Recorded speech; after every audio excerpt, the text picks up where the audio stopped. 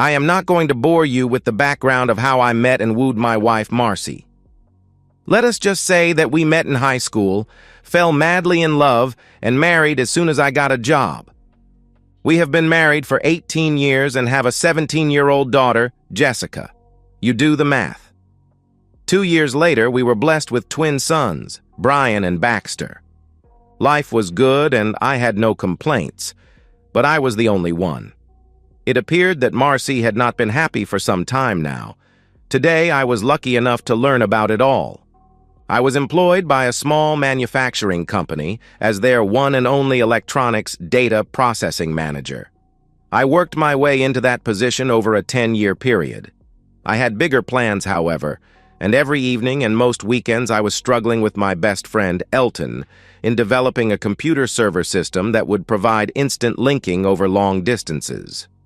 Although the software development seemed to outstrip our hardware efforts, Elton and I were still able to come up with a tight little system that we were almost ready to bring forth. Unfortunately, we were not working fast enough to save my marriage. Today was the day that Marcy decided to give me the bad news. John, it is pretty simple. The only thing I am asking for is $500 a month for child support. You get to keep the house, the furniture, and everything else. She had been explaining things to me for the past 15 minutes, and I was, of course, not listening to most of it. I don't want to interrupt, but $500 seems a little low for 3 kids. Marcy let out an exasperated sigh.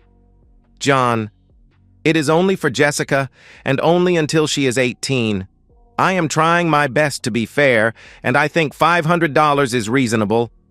What about the boys? Aren't you taking them also? Of course I am, but you don't have to pay child support for them because you are not their father. I am really surprised that you didn't figure that out years ago.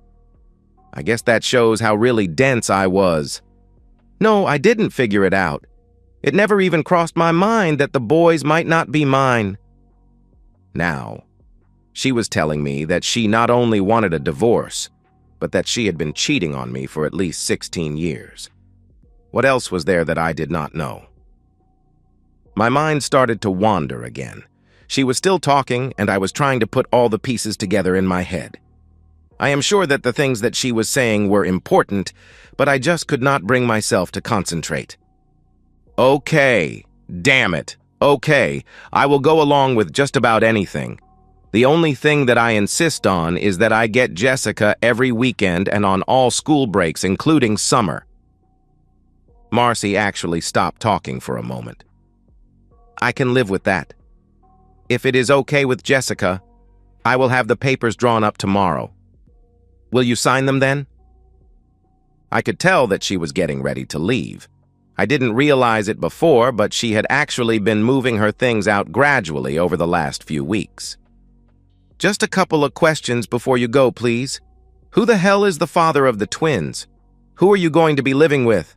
Finally, why did you wait so long? Langford King is the father of Brian and Baxter. We will all be moving into his house, she replied. What about his wife? Where are Joyce and the girls going to stay? Joyce left and took the girls with her. After she caught me and Langford in bed, their marriage was over. I didn't ask for a divorce before because Langford was still married, and I had no alternative. Now that he is getting a divorce, it only seems practical that I get one too. You have been screwing Langford for 16 years? I asked. That is right, and I have no intention of stopping. I'm sorry, John. You are a great guy, but you are only mediocre in the sack, and I am afraid you are going to be working just to put bread on the table for the rest of your life. Langford is rich, successful, and a great partner. I only have one life, and I want to enjoy it to the fullest. You couldn't give me that. I had no response for that. I watched her walk out the door and then opened a cold beer. She was right. Here I was, sitting in a $300 recliner drinking cheap beer.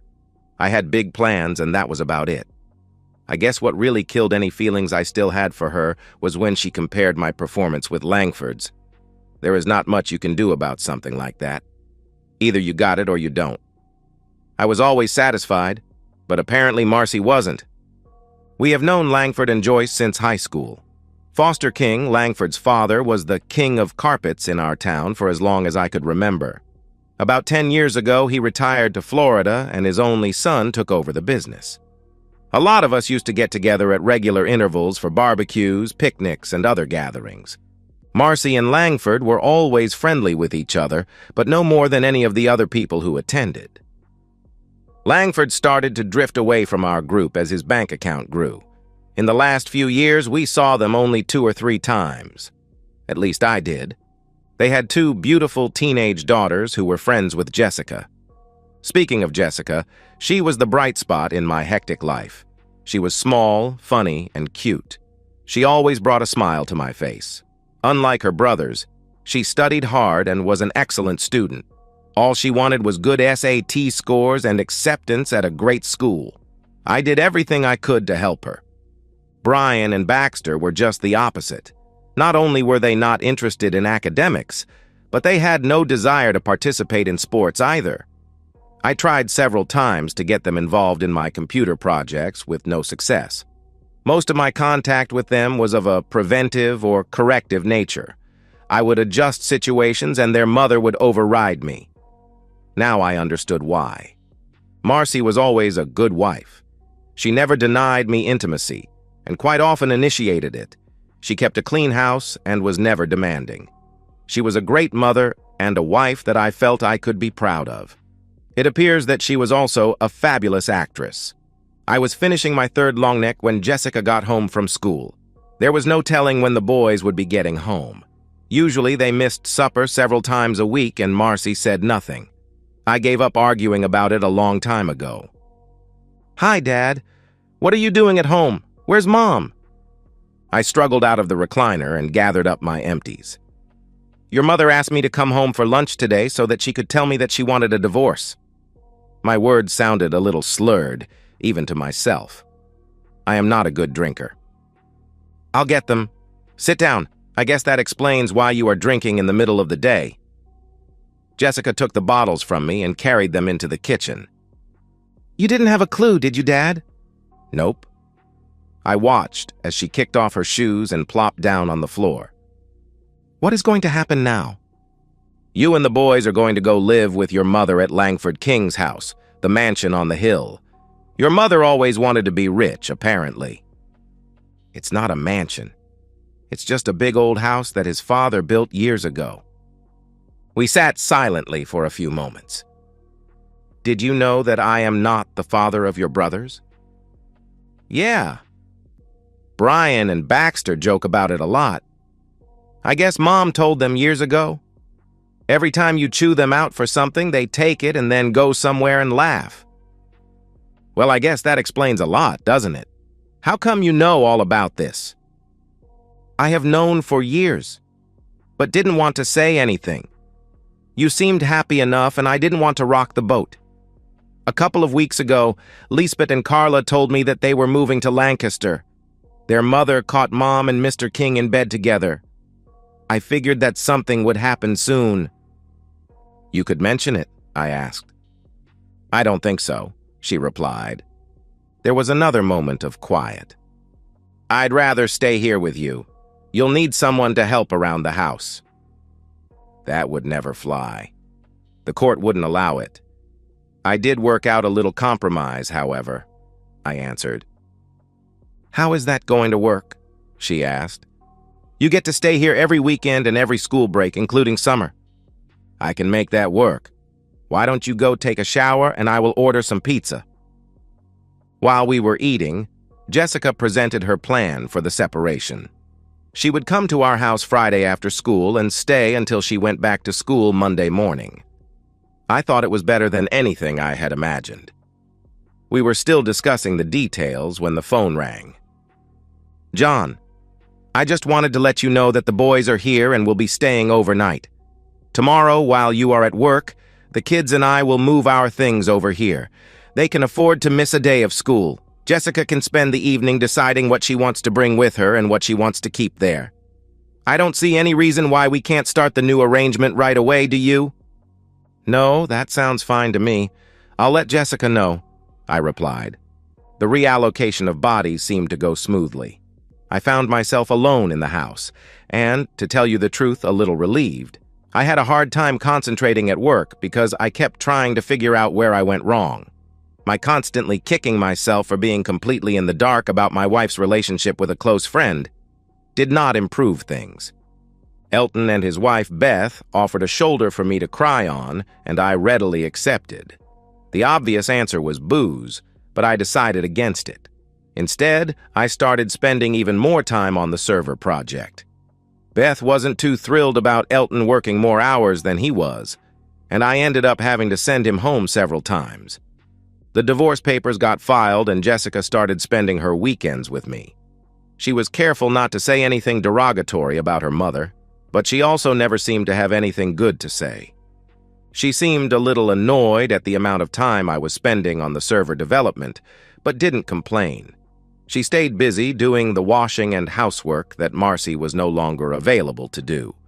It was not my intent to use her that way, but she seemed glad to have something to keep her busy, other than studying for her SATs. I always made time to have meals with her. It was late spring when things started to get better. Jessica was accepted at the University of Oregon and also approved for a senior year abroad in Spain. She was worried that Marcy would not let her go for some reason, but she needed her permission. I didn't understand her concern until I found out that she had not told her mother about her college applications or about the exchange program request. At my suggestion, Jessica asked her mother to sign the permission slip to go overseas by presenting it as a class trip without any further elaborations. Marcy signed the paper without even looking at it. The next week, we applied for her passport. My divorce was final. Langford was still fighting with Joyce about his. Joyce wanted blood. Marcy gave me all rights to the house, but I didn't know what I was going to do with it yet. As Elton and I finished up the server project, Beth was using her computer skills to create a fancy presentation. We prepared a slideshow and had the handouts professionally printed. A week later, we had a contract to provide a hardware system for the State Turnpike Commission and a hefty check to go with it. I was forced to quit work in order to get it done. Since I no longer had a family, a steady job was not that important. Elton, on the other hand, could not afford to give up his day job, but he was putting in long nights and every weekend to get things up and running. Beth seemed a little more supportive by this time. We had no trouble hiring several college students to help with the installation. Wireless technology seemed to make everything simpler, and the whole setup was put together from off-the-shelf components. In 6 weeks, we had a fully operational system. It had a few glitches, but the customer was elated. 2 days later, the State Department of Corrections called to set up an appointment. Elton quit his job, and Beth announced that she was pregnant. The second contract went a lot smoother. A couple of the students had graduated and were happy to be hired full-time. Elton struggled without me for a week as I escorted my daughter to Barcelona. I needed the vacation, and Jessica felt better with me along.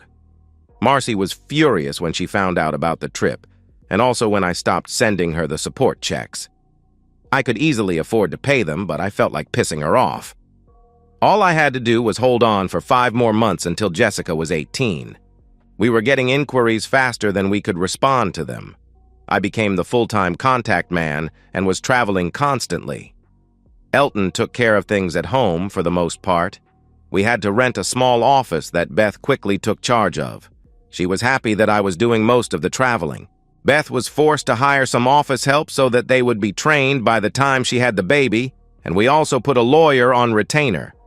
Things were going better than we ever had anticipated. We were encouraged to incorporate by our legal beagle, but he subcontracted the job out to a professional firm in Philadelphia. It was lonely in the house again.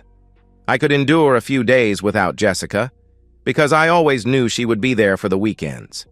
Now I spent a lot of time sending emails and making overseas phone calls. I guess being busy kept me from dwelling on my loneliness. I never heard from Marcy or the boys. I spent Christmas in Spain with my daughter. Everything was wonderful. In 4 months, Jessica would be coming home and then on to Oregon for college. It was easy to get a ritual going when I wasn't traveling. Every morning I would have the same breakfast at the same seat in the same diner. It only took a few weeks until I became a fixture. When I wasn't thinking about the project, I spent a lot of time dwelling on what went wrong with my marriage. The more I thought about it, the more bitter I became. I needed closure and I needed some sort of satisfaction. My wife had humiliated me for 15 years. How could I possibly let that slide? A small item on the third page of the morning paper gave me some hope. Philip Hughes was suing King Carpets for improper termination. It seemed that Philip had been the general manager at King Carpet for over 10 years. He had worked for Foster King before he retired and stayed on. Apparently, Foster King was an honorable man and ran a straight business. Langford did things a little differently. Philip refused to accept the shoddy workmanship and inferior products that Langford was leaning toward. When he complained, Langford fired him. It was a weak lawsuit and he had only a small chance of winning. I decided that I wanted to meet Mr. Hughes. My bank account was larger than it had ever been. Jessica was settled in at college, and I had already paid for the first year. Things were starting to look good.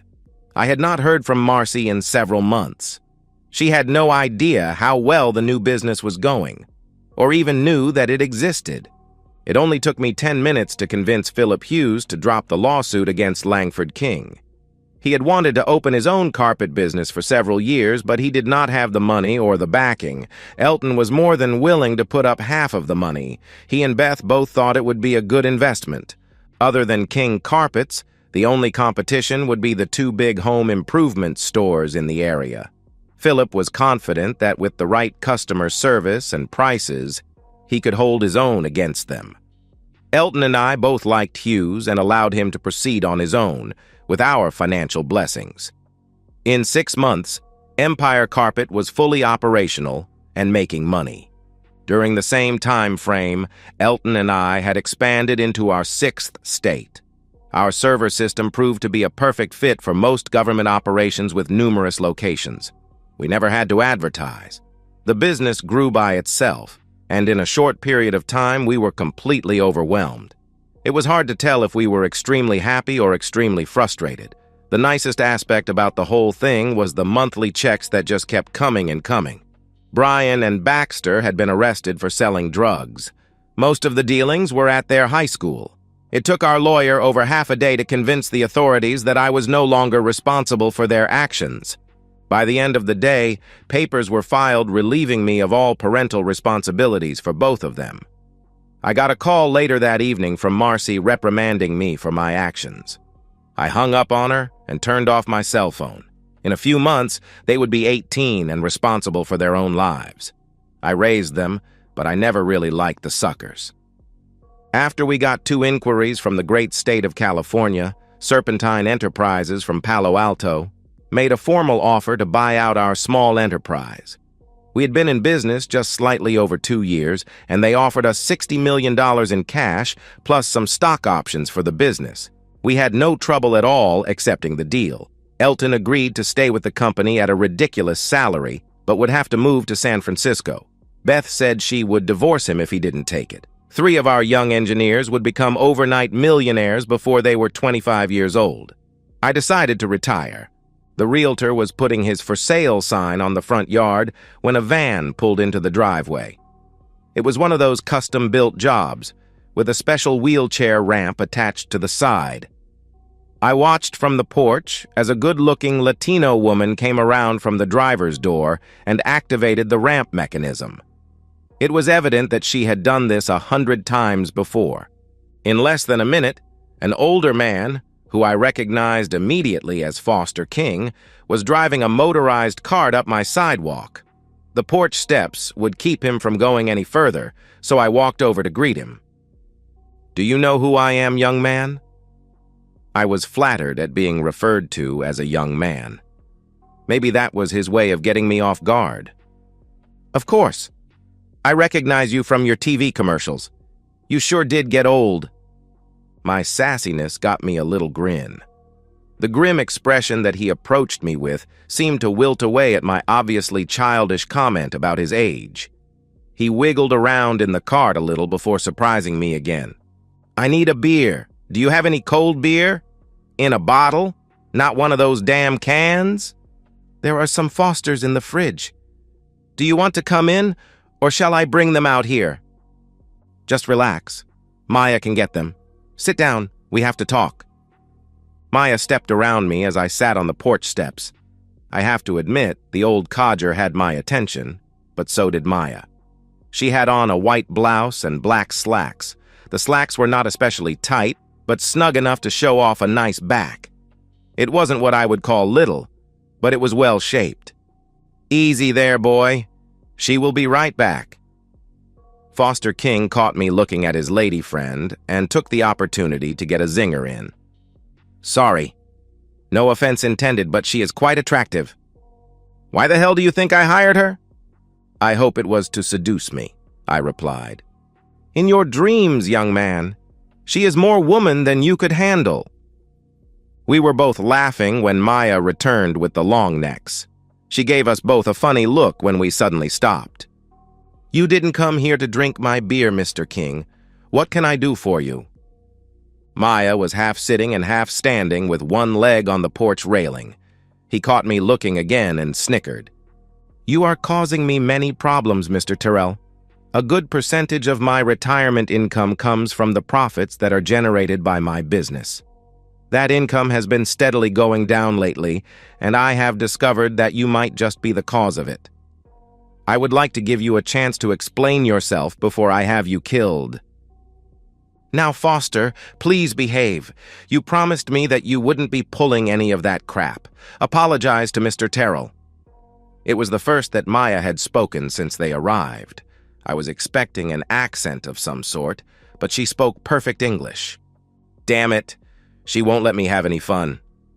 Foster finished what was left in the bottle with one final swig. "Sorry, John. I was just trying to get your attention. I promise not to have you whacked." He said that last part with a fake Italian accent, and then gave me a small smile. "Who did you talk to before coming to see me?" "Last night, I had supper with my son, and that sleazy broad he is sleeping with. He claims that you caused all the problems. It was hard to get any facts out of him because he just kept running on about you trying to get revenge for something. I finally got fed up with him and left early. Never even got to see my granddaughters. I was hoping you could give me some facts instead of bullshit." Before I could say anything, Maya got off the rail and whispered something into Foster's ear. "Oh, shit." He smacked his hand against the arm of the cart. "That explains everything. Why the hell didn't you tell me that last night, Maya? Sometimes I wonder what I pay you for." "You pay me because I am the only one who will put up with you." "Mr. Terrell, I didn't realize that the woman staying with my son was your ex-wife. I apologize for referring to her as sleazy. To be honest, I don't understand why you would be upset at my son for taking her. Seems to me that you would be thanking him." "I take it that you didn't like her," I replied. "Not particularly. She got a little huffy when I asked Langford where my granddaughters were." "Joyce and the girls are staying with her parents in Lancaster," I replied. "You know Joyce." "Very well. I consider her a good friend. Can't say the same for your son." "Well, all this is very interesting, but I still need to get down to the business I came for. Mr. King, did you talk to Philip Hughes yet?" "No, why should I?" I asked. "Is he a person to be trusted? If so, don't you think that he might be able to give you the best answers?"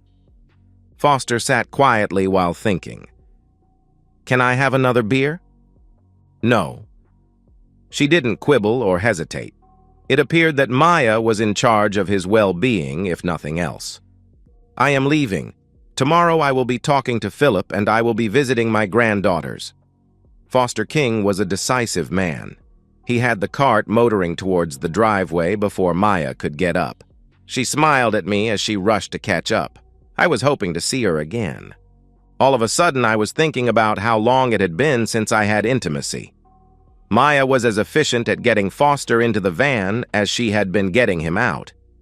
Before the door closed, he looked at me. "Don't leave town, John Terrell," We still have business." I found the visit to be enlightening. After killing another beer, I had a long, cold shower. I think Maya had gotten to me. She was probably married or hooked up with some young hunk, but I could still daydream. That evening, I had a surprise visit from my ex-wife.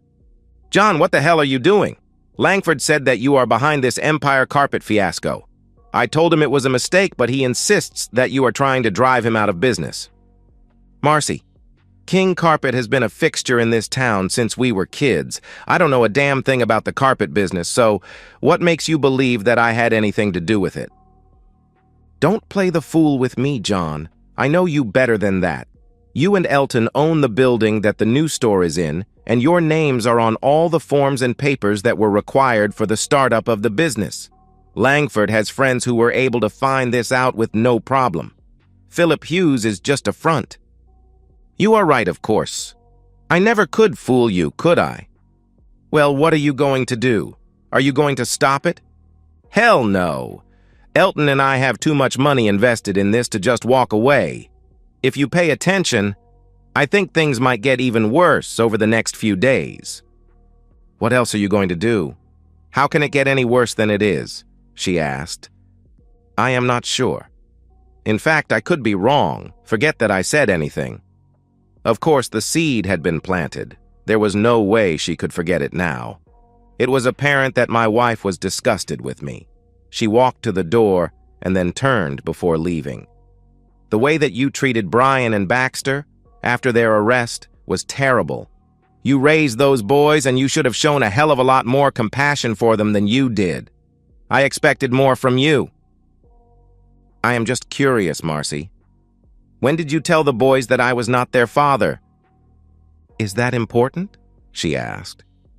"I think so," I replied. "About 3 years ago, they accidentally came across me and Langford having coffee at a small shop off Bleecker Street. There was a confrontation and it started to get nasty. I decided that it was a great time to tell them the truth. They actually took it better than I expected." "Okay. Well, that explains a lot." I gave my ex-wife a big smile. "By the way, I am going to see Jessica tomorrow. Do you want me to say hello to you?" "Don't bother. She has made it perfectly clear that I failed as a wife and a mother, as far as she is concerned. I'll take care of my boys, and you can pamper your precious daughter all that you like." She slammed the door as she left. I spent the next week with Jessica. She took as much time away from her studies as she could and showed me all of her favorite places within 100 miles. I was not surprised when she told me that she wanted to stay in the area after graduation. I missed her, but I felt proud that she was doing well. A few surprises were waiting for me when I got home. Foster King had been a busy man. I had no idea why he was confined to that motorized cart, or if he really needed it. Apparently, his money and influence in the area meant a lot. In one quick swoop, Joyce King had a new team of the sharpest lawyers in the state. By the end of the week, she was back in her old home, and Langford and Marcy were in a motel living out of suitcases. I had no idea where the boys were. All I knew for sure was that they had been thrown out of school and were awaiting some type of trial or hearing. I didn't concern myself with it too much. Joyce had sent all of Langford and Marcy's clothes and other belongings to a storage facility. My plans to use Philip Hughes to put the King Carpet Company out of business came to a screeching halt. It appeared that Langford never owned the company. Foster had kept it in his name and had also kept control over the whole operation, although he had not exercised it over the past few years. Philip had left several calls on my answering machine, insisting that we needed to talk. There was no way that I could have known that Philip Hughes and Joyce King were friends. I didn't exactly know how good friends they were, but they were close enough to confide in each other. Foster King fired his son and got a court order to keep him away from the business and anything related to the business, including the company car. He also appointed Joyce as the new manager of the operation. Since she had no real experience in the business, her only recourse was to ask Philip for help. Philip was torn between his loyalty to Elton and me and his desire to help Joyce. He desperately wanted to make everyone happy and was seeking my counsel. Elton was 3,000 miles away. My realtor had 2 offers on the house waiting for my review. One of them wanted possession within 30 days, so I took it. Jessica was gone, Elton and Beth were gone, and I had no reason to remain in the area. The realtor was putting the sold sign on the house when Marcy pulled up. She stood in the driveway and stared at the word sold for the longest time before walking up to the house. Is it a done deal, or do they have to get financing or credit approval? It's a lock. They had cash and they wanted it now. I will be out of here by the end of the week. Why do you care? Joyce King got a fancy lawyer and was able to steal Langford's house away from him. We were looking for a place to live until we could find a new one to buy. I just thought that you might want to rent this one. Sorry, you're too late, but I am sure with all of Langford's money you will have no trouble finding a place. I was snickering to myself as I said that. She had no idea that I was fully aware of the financial difficulties they were going through. I was pretty sure that Foster King was not going to cut his wayward son any slack. Philip had briefed Foster on how Langford was handling the business and about the way he treated his wife. Daddy was not happy. Marcy did not push the subject any further. As she left, I noticed the Alamo car rental sticker on the back bumper of the car. Philip Hughes and Joyce King came to see me that evening. I was amazed at how well they got along together. It did not take us long to reach an agreement. Empire Carpets would become Empire Floors and sell only tile and wood flooring. King Carpets would sell only carpets. Philip did not envision any problems in running both operations, but would only do it if Elton and I agreed. He felt that the 2 businesses would complement each other. He also indicated that after a few years, King Carpet might be interested in buying out Empire. I thought that was very clever of him. I noticed that Joyce had an embarrassed smile on her face when he said that. I guess they were closer than I had thought. All of the furniture and things in the house I gave to the Salvation Army. In fact, I also gave them most of my clothes. I was due to get a new wardrobe, and this was a good time to do it. By the time I got done picking and choosing, I could get everything I wanted or needed in my car. I spent a full day closing accounts and making sure that I had no outstanding debts. Somehow, Foster King got a hold of my cell phone number and coerced me into joining him for supper that evening. It would be my last day in town. I was sure that things would go well, and I was actually looking forward to seeing Maya again. Foster King was a proud man and also liked to gloat a little. He gave me a quick rundown of his meetings with Hughes and with Joyce. There was no doubt in his mind that the actions that he took against his son were well-deserved. He thanked me for allowing Hughes to help Joyce. I tried to listen to every word that he said, mainly to be polite, but my eyes kept wandering towards Maya. She wore a gray-green evening dress that made her eyes glow.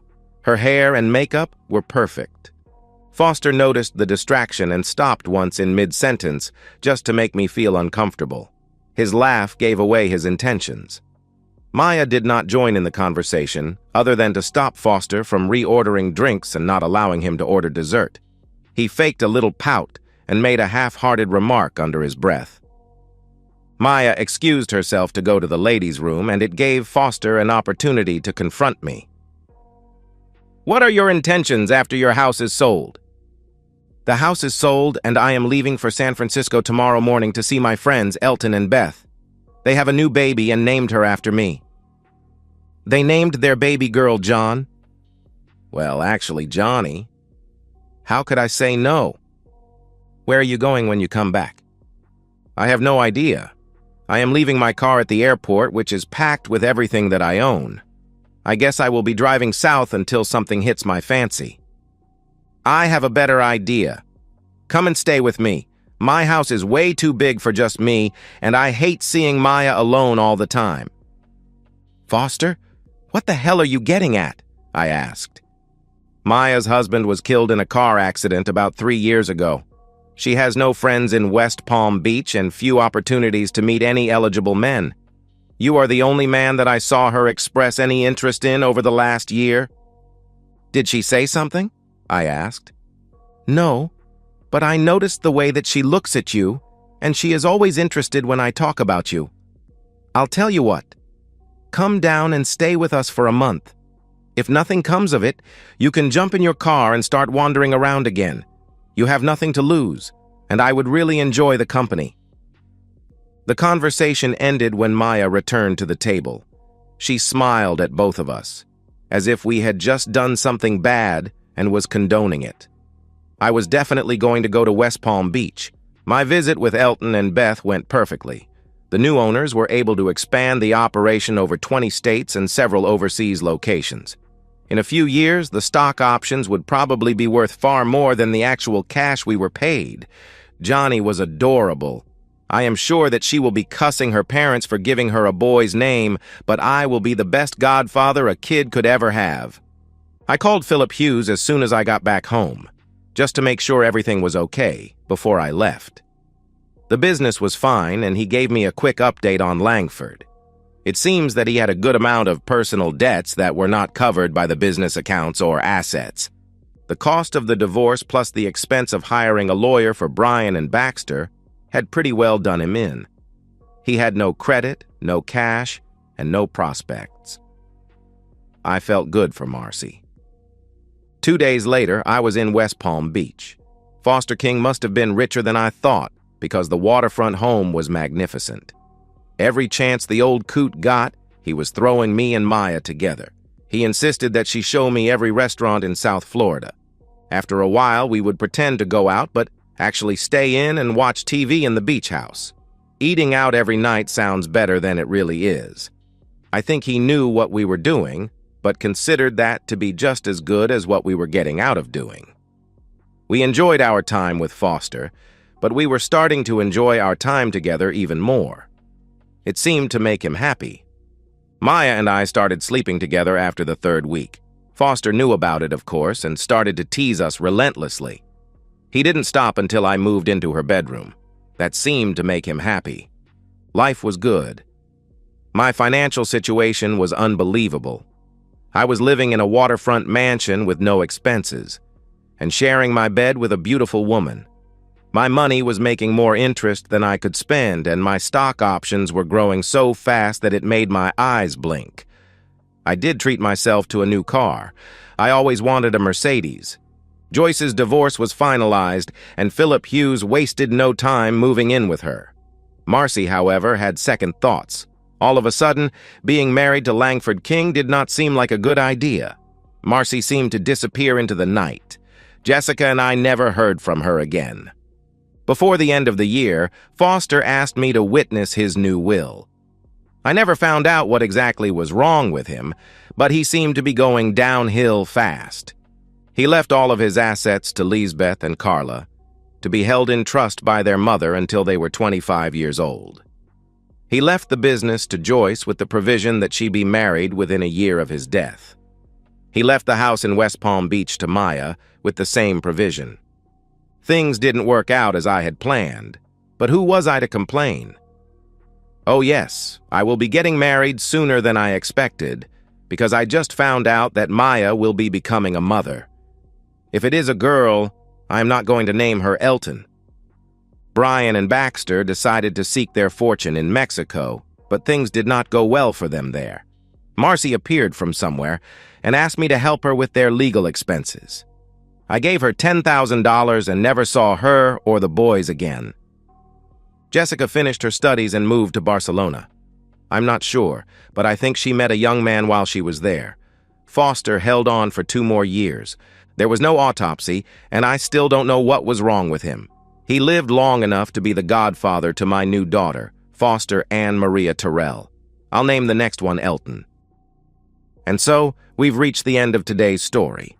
Was it what you expected, or did it take a twist you didn't see coming?